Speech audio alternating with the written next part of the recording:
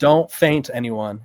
But Deion Sanders and the Colorado Buffaloes are adding transfer portal talent. I know it's a rarity these days, but they went out in the portal and brought in another top player. Now, top player could be up for interpretation, right? We may have to dive into some film here.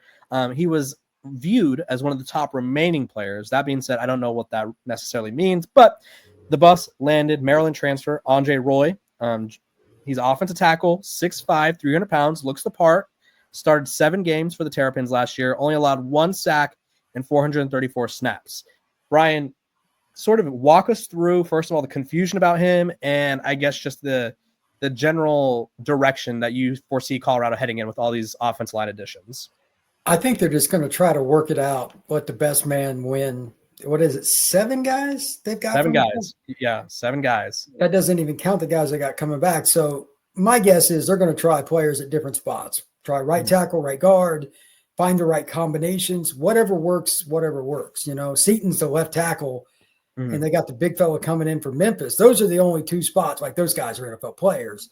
They can get one more road grader, like 3 of your 5 or like big time. I'm telling you, they could win the Big 12 this year. Because not many teams have offensive lines like that in the Big 12. They just don't. Yeah. So that could be the key. But which guys is it going to be? That's why you bring in Roy.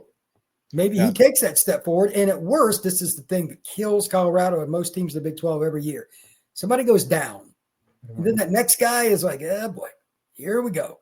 Yeah. The turnstile has entered the lineup. And then it's downhill, like your quarterback's getting beaten to death. So having more depth and more competition, Deion Sanders and his staff are doing the right thing. This is how you win. You've got to build depth. I still think they need to get more high school linemen. And I don't know if they're trending that way, but if you're going to get the guys out of the portal, it's nice to get guys that have started too. And he did that. Yeah, starting experience has been a clear point of emphasis. Like Brian mentioned, they have 7 offensive linemen coming in via the portal. Joining Roy is Larry Johnson III from Tennessee. They also brought in Xavier Hill from Memphis, who is expected to start at either one of the guard positions. They brought in Zylan Chrysler from Illinois. They brought in Zarian McGill from Louisiana Tech, who had over 30 starts, was an all-conference player there. They have Aki Oji, is what I call him because I don't want to butcher his last name, from Texas A&M.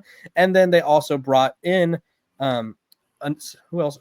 No, that was everyone. Excuse me. So they bring in 7 guys, right? All of them have starting experience. All of them were highly touted transfers. And I think we talked about Moneyball replacing Travis Hunter.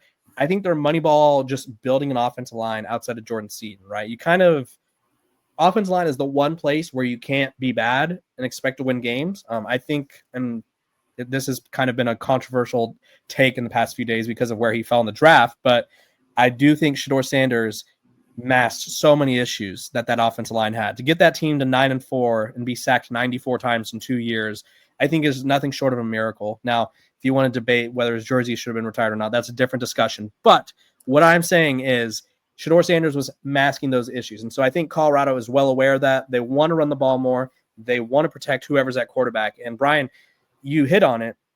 Bringing in as many guys as possible, at the end of the day, 5 of them can start, right? Other guys are going to be depth pieces, and it's not like any of these guys can go anywhere until the next winter portal. So these guys are all here for the long haul. If you're Colorado, how do you figure out this offensive line battle? Like, walk me through the fall camp, because that's the other hard part about the spring window is fall camp is kind of like a week or so of, yeah, we're still figuring out position battles. And then it's like, okay, now we're preparing for week 1. So walk me through those steps there. The biggest thing is the summer. Coaches aren't allowed around players, but the strength and conditioning staff is, and they run quote unquote player-led practices. O-linemen are going to work together, and they're still going to go talk to coaches like on chalkboard and stuff. I don't know what's allowed, but we all know that's crap anyway. I would imagine they're going to have an idea which kids can do something based on the chalkboard and what the strength staff says. That'll help, at least from day 1 in fall camp. Okay, you got to start somewhere. Yeah. Okay, Seaton, that's one thing. You got the big guy coming in from Memphis. That's great. But after that, it's like, well, we'll see. So they're going to try different combinations. The first couple of days, I know they're not in full pads, but they'll still either know what they're supposed to do with their assignments or don't. Those guys will move to the front of the line. And then you start with Oklahoma drill and stuff when the pads come on. It'll take care of itself in about 5 practices. They'll know. And the kids that came in out of shape, they'll be standing next to Deion. they can get photos with Deion and be happy. That's what's going to happen for them. Yeah, get a little Instagram flick. There you go. Brian, I appreciate you hopping on. Tell the people where they can find you, because you got Florida State covered, and you are also covering the entire transfer portal, which means you are covering a little over 3,000 players. Good for you. Yeah, the portal podcast is recruiting, NIL, and the transfer portal all in one. So I usually have a couple of shows a day, and we're getting ready. This weekend is when recruiting goes bananas. All these weekends, Auburn, Georgia, and a whole bunch of schools got a bunch of visits. Anything can happen at any time. There are a lot of commitments. So we cover national recruiting. I just did my quarterback recruiting rankings. It's a little bit of everything. Check out the portal podcast for anything recruiting, NIL, or the transfer portal. And I do cover Florida State as well, Locked On Seminoles. So I'm a busy man. Brian's a busy man. We're busy over here at Locked On Buffs. When we come back, we're going to be talking about another one of Colorado's key transfers. Can he be a superstar, or is he just a big name? But first, a quick break.